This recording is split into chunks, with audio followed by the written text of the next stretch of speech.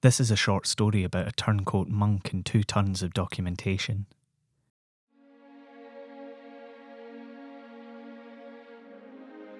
It is 1651. Charles II is king.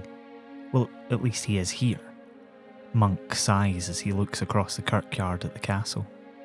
Not too long ago, he had supported Charles' father at the beginning of the English Civil War, and now, here he is, surrounded by artillery and parliamentary soldiers. Something doesn't sit right with him about putting cannon on consecrated ground, but alas, he doesn't feel like there's much choice, and it's not like he's an actual monk. He's Lord George Monck, and he's Oliver Cromwell's mopper-upper-in-chief following the Parliamentary Army's invasion of Scotland. The New Model Army marched north of the border a year ago with a force of professional soldiers. They were well trained, they were well provisioned, and they were quite willing to kill the Scots who had crowned Charles II. To be honest, they were quite happy to kill any Scots. Their exact allegiance wasn't all that important to them. Monck, the former royalist and Lord Deputy of Ireland, isn't trusted by his parliamentary comrades, but he'll go on to show his loyalty by putting Dundee to the torch. He'll later admit to killing 500 Scots in the storming of the city, but our modern estimates put that number at closer to 1,000. Today, he's in charge of the besieging force based in the kirkyard of the Church of the Holy Rood in Stirling. The cannons have been bombarding the castle for 3 days. It is about to fall. This is Scotland, a podcast about history and where we made it. I'm Michael Park. The fall of Stirling Castle was pretty much inevitable.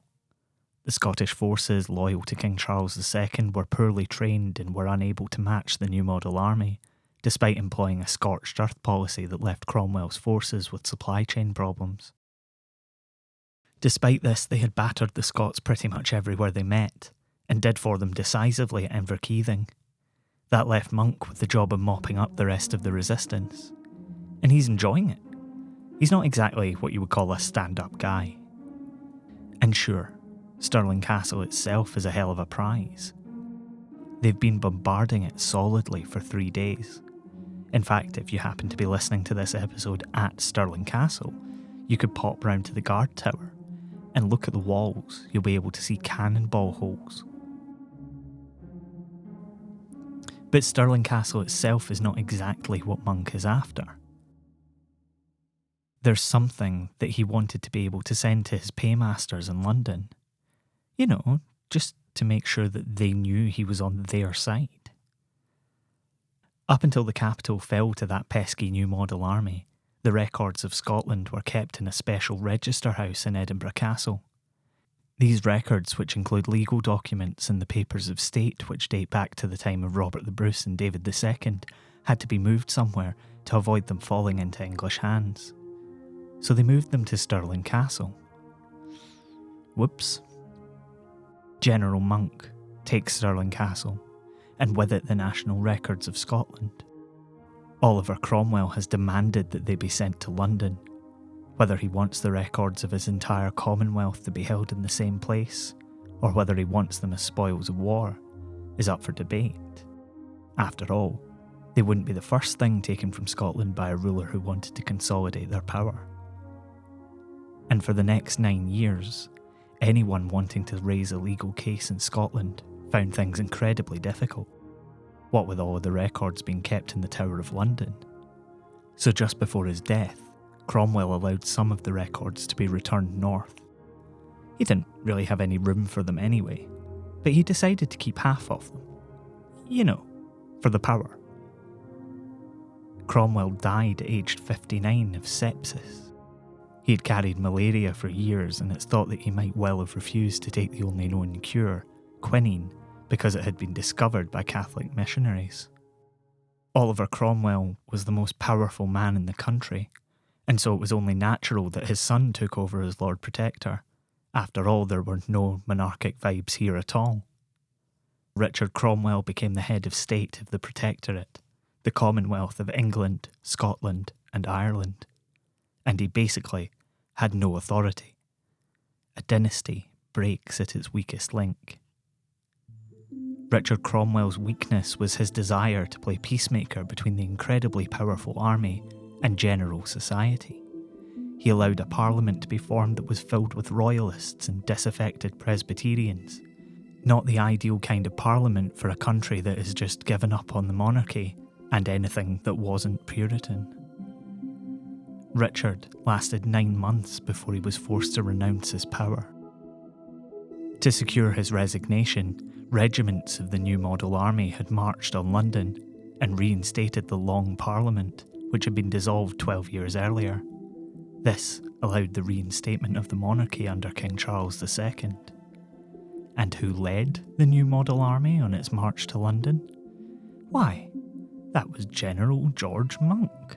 The man who had used that same army to smash royalist forces in Scotland and Ireland for years had now turned it back on its Commonwealth leaders. So I guess it turns out that everybody was right to be suspicious of him. Upon the restoration of the monarchy and the installation of Charles II, it was decided that the rest of Scotland's records were to be returned to Edinburgh Castle. And so, in December 1660, they were loaded aboard a frigate inside 85 hogsheads. Hogsheads are a sort of mid-sized barrel, by the way, just in case you're not up on your 17th century cargo lingo. The frigate, which was called the Eagle, was supposed to deliver the barrels, but, for some reason, they were taken from that ship and loaded onto a decrepit merchant vessel called Elizabeth of Burnt Island. And I'm no sailor, but when I say the Elizabeth was decrepit, I mean that it did one of the things that I'm almost certain a ship shouldn't do. It leaked. Like, a lot. And en route to Edinburgh, overweight and late, Elizabeth of Burnt Island started to take on water at 8 a.m. on Sunday 18th of December 1661. According to John Masterson, the ship's mate, they spent until 3 a.m. on the next Tuesday trying to bail it out until it sank, taking tons of Scottish records to the seafloor with it. And to this day, nobody has ever found it, meaning that all of the records remaining aboard the Elizabeth were lost forever. Unless you can find it. You've been listening to Scotland. This episode was written and produced by me, Michael Park, and is a production of Be Quiet Media. The music for every episode of Scotland is written by Mitch Bain. You can find out more about the show on our website, scotlandpodcast.net, and we're on Twitter, Facebook, Instagram, and reluctantly TikTok too. You can find us by searching Scotland, a Scottish history podcast. Look out for one another. We'll see you next time.